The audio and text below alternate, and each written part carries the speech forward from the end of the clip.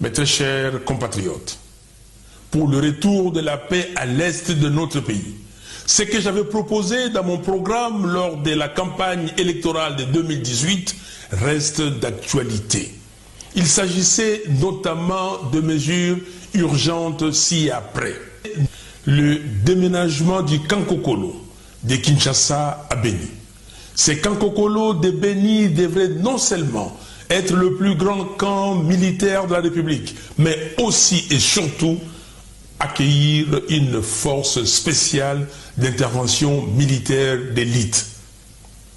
La mise sur pied et le déploiement en extrême urgence des unités de surveillance des frontières et d'alerte tout le long des frontières de l'Est du pays.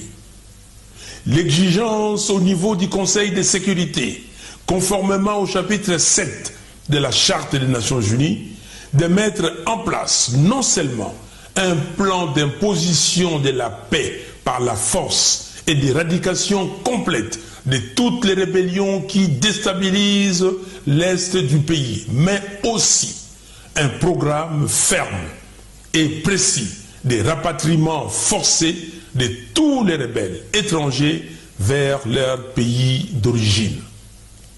La création d'une cour pénale spéciale pour la RDC, pour enquêter et juger principalement les crimes de génocide, les crimes de guerre et les crimes contre l'humanité perpétrés en RDC.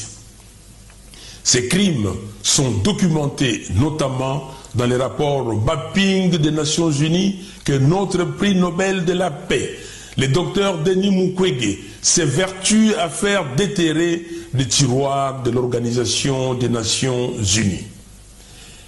Mes très chers compatriotes, aujourd'hui plus qu'hier, les forces du mal ne cachent plus leur volonté de balkaniser la RDC et de transformer la partie est de notre pays en vache à lait.